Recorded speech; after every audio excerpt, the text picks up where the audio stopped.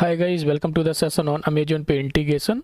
In this session, I am going to explain how we can trigger the refund from the application. So let's start our session. So mainly there are two cases when merchant should initiate the refund to the customer. First is when merchant receives the returned item. And second is when customer cancels the order before merchant ship the item to the customer. And status of the payment is captured or settled, means the merchant already collected the payment. So these are the two cases when merchant should initiate the refund to the customer. Now let me show you the code implementation. This is my local application from where I am going to trigger the refund. To trigger the refund, you need the charge ID. So from where you can get the charge ID? In my previous session also I explained it. So the charge ID is returned by the Amazon Pay in the response of the authorization call. So when customer places the order, the authorization call is triggered to the Amazon Pay and Amazon Pay return the charge ID. So you need to save that charge ID in your database so that you can use that charge ID for the future actions if needed. Charge ID is used to trigger the capturing, to trigger the payment cancellation, to trigger the refund. So for all these actions you need the charge ID. So you need to save the charge ID in your database. From the cases we discussed in previous slide, it is clear that the status of the payment should be captured, settled or collected. Then only you can trigger the refund. I will copy the charge ID of one of the transaction which is in the collected or captured status in the Amazon Pay Seller Central. But in the real application, you need to save this charge ID in your database so that you can use for the future actions. So I have logged in the Amazon Seller Central.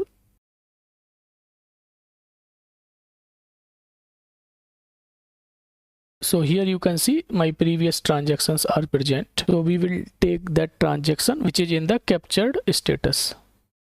So this is the transaction which is in the captured status. So let's click on it. So if you scroll down, so here you can see the authorization. So this entry was created from the authorization call and this entry was created from the captured call. This is the charge ID. So we will use this charge ID to initiate the refund. So let's copy this. So when we will initiate the refund, one more entry will be created here. That I will also show. Now let's initiate the refund from the application. Let's paste the charge ID. Let's click on refund. So the refund is initiated successfully. Now let's see the Amazon Seller Central. So this is the transaction for which we initiated the refund. Let's refresh it. So here you can see one more entry created for the refund we initiated. Here the amount is 50 because I used the 50 in my code. This is how you can validate the refund in the Amazon Pay Seller Central. Now let's see the code. So this is the same project which I have used in my previous Amazon Pay sessions. It is based on Spring Boot. For this session, I have just added the refund related code and the rest of the things are same as previous sessions. When we click on this refund button, the request comes here. This method is executed when we click on the refund button. And in this method only, I am triggering the refund call to the Amazon Pay. So let's see this method in detail. So here I am just creating the model and view object with this view name order confirmation. And here I am printing the charge ID which we submitted from front end. And here I am getting the web store client which we already discussed in previous sessions.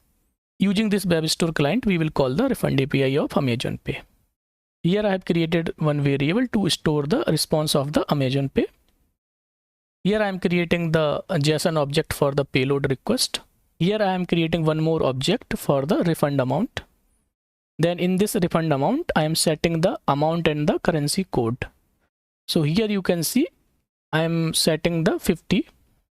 That's why the refund of 50 USD was created in the Seller Central, which I shown to you. And here I am putting the charge ID in the payload, the charge ID which we submitted from front end. Here I am setting the refund amount in the payload.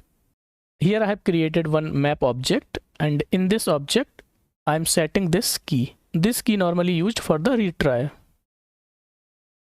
and here I'm calling the create refund method of Bevistore client, and in this method we need to pass the payload and the header.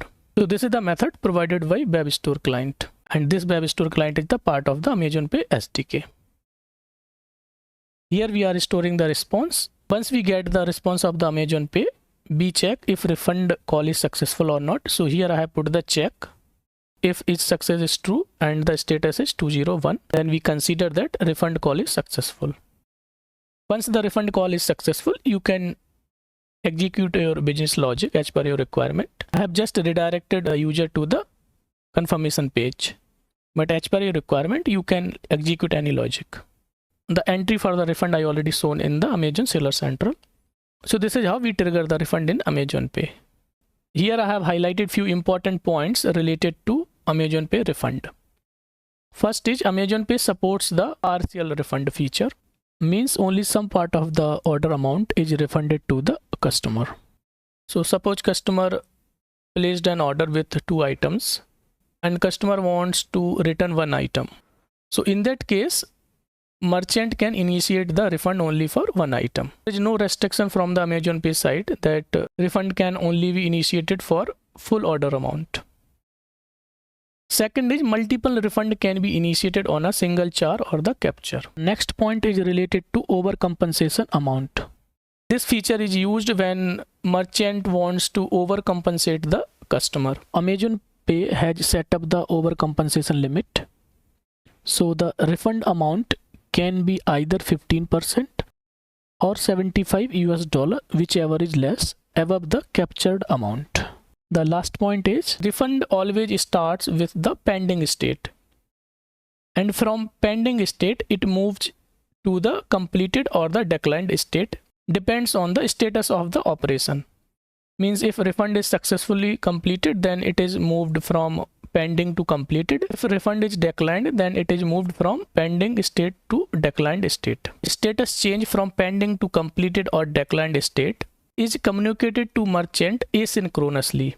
So merchant must set up instant payment notification or implement a polling mechanism to query the refund status. In upcoming session, I will explain how to set up the instant payment notification in Amazon Pay. So these are the important points related to Amazon Pay refund. If you have any kind of doubt or query, please let me know in the comment section. So that's all for this session. Thanks for watching. See you in the next video.